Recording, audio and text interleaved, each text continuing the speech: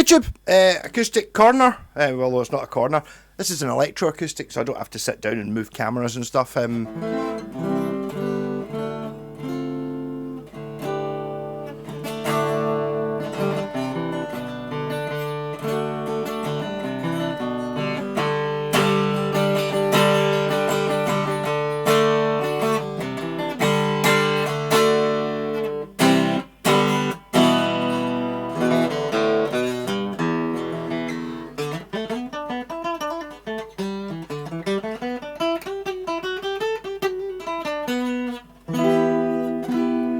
Yeah, so kind of always wanted a shot of a Gretsch White Falcon. This is, I think, a more modern, well, it's not a 60s guitar, but I think the White Falcon acoustic only came out relatively recently, maybe.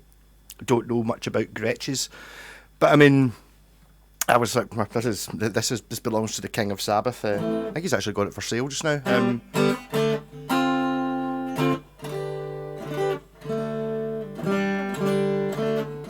But I was like saying, look, I don't really like acoustics, no boring brown things. Not really very boring and brown, is it? So features, we've got a Fishman. This looks very similar to what was in my Acoustic actually. Tuner, bass, middle, treble, Gretsch branded piezo pickup thing, metal pins. You've got the output jack with a battery connector on the bottom. Got a not round sound hole just to make things interesting. Why not? Cutaway. The most fantastic binding. It's like, I think originally, maybe that's Echo I'm thinking of, but definitely at least Echo, but possibly Gretsch as well, made accordions at the start. So they used to use this sort of binding on accordions, and then they moved it on to Gretsch. Also got, I can't remember what they're called. Are they called fingertip fret markings, where it kind of just goes over the top a wee bit like that. Quite like it. Quite like it.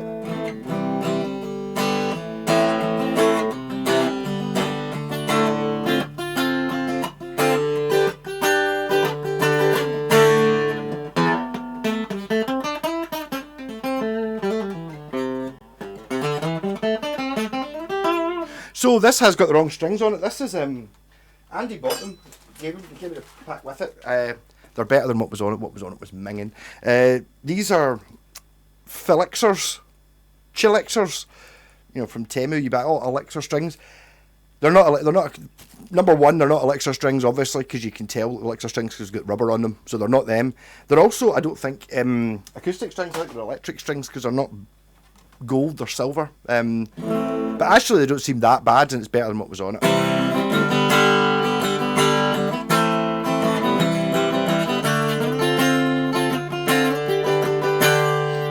But I think it comes down to if you're going to buy Elixir strings from Temu for, I don't know, a couple of quid a packet. That looks like I've got a big sweat stain. It's not. Look, it moves.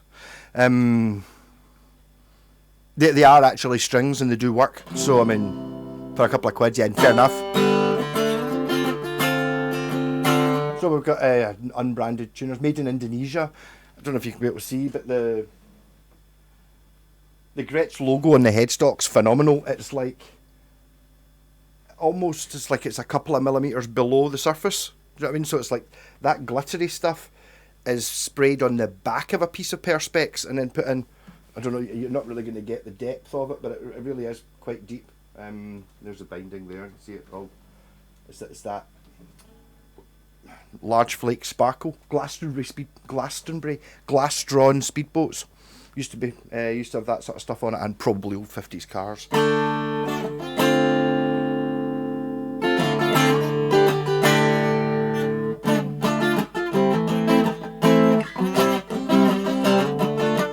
So I've had this a few days. Andy said he listened to the truss rod was quite right, and the neck was like totally dead straight. So I loosened it off a bit, and then I left it a couple of days thinking, I seem to have loosened that off quite a bit, and it's not moved. I'll give it a couple of days to catch up with the movement. But what I think it is, am I right in thinking this is a two-way truss rod? Was that a Gretsch thing? So basically, I kind of undid the truss rod, and then I thought, okay, and then the neck was still dead straight. So see if you undo it, actually pulls it forwards. So I've now got the truss rod perfection. It was just a little bit spanky one of those ones that because it's a really good guitar, you kind of get round. If it's not set up and playing perfectly, it still sounds good because it's such a good guitar, you know. I have no idea how much these cost. 700-800 quid, something like that. But then you just come into the being. I'm not doing well selling your guitar, Andy, but it's one of those things that I totally get it. If you want one that looks good, I wonder how much this compares.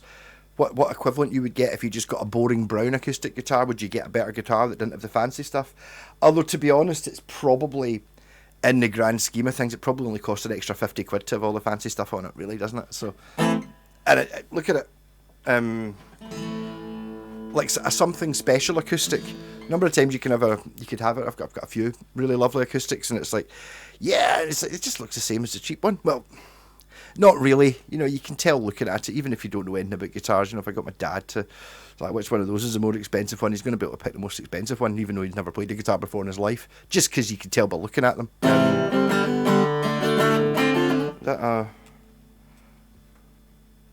It's just a very nice rosewood fingerboard. You've got a what would you call that? Glitter, white, black, white binding down the sides of the fingerboard as well. Like my Westtone Prestige has such things. It's not just binding; it's multi laminate binding.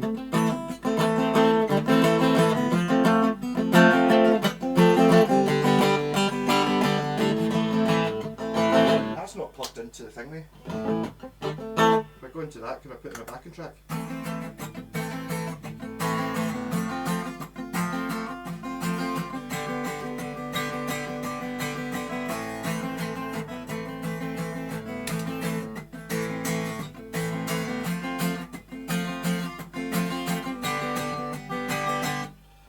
You know, I've just the problem with acoustic guitars is it's not actually coming through the amp there. I've pressed the wrong switch, so it's that one I should press.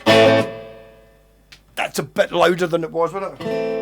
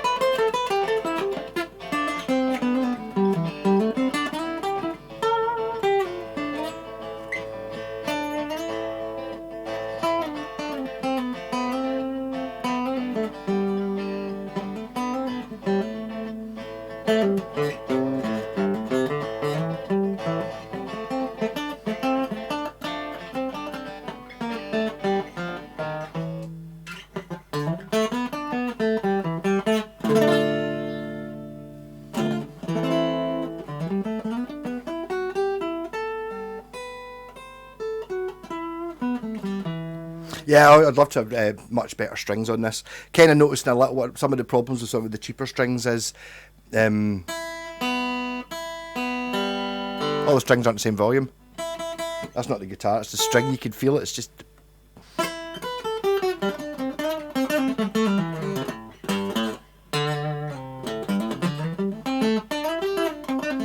mean, part of that's to do with the putting electric strings on an acoustic guitar. My pal Craig puts electric strings on his acoustic guitars, like, he just does that. In fact, you can even tell it's got an unwound third string.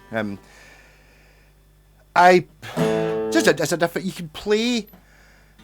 It just has a slightly different sound. It'd be an awful lot more boomy and acoustic sounding with acoustic strings. But ultimately, right now I'm playing it through an amp, so does that make as much difference? I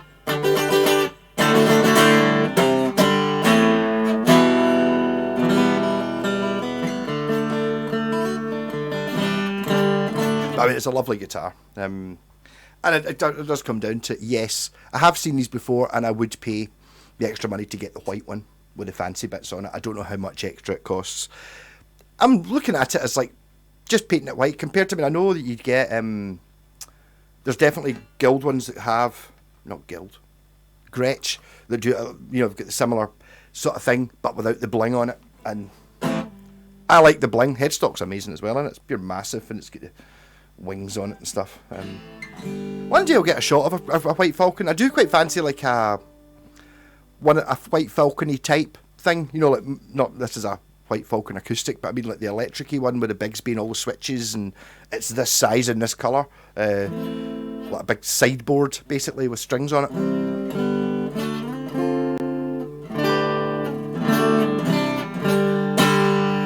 No, but I mean I can totally, yeah.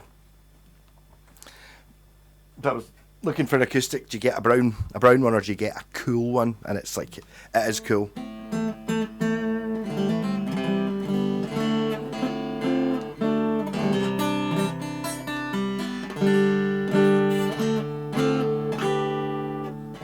And again, like I always talk about with these guitars, one of the reasons I like my Westtone Raider so much is the bit on the Kraken. The bit you see when you're playing a guitar, okay, just now I can see the front of the guitar so I know it's looking cool. When you're actually playing it, the bit you see is here. And here you've got all this pure amazing, super glittery, eye-catchy bling, basically. And the white neck. It's...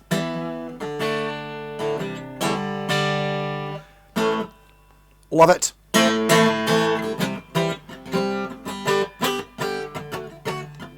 And I mean, this one's brand new. It's even got a case. It's almost at the stage of, when I put this down, when I finished doing this video, it's going back in the case in case I scratch it, because it's minty.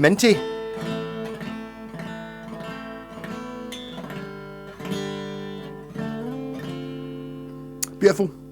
Rock on. Catch you later.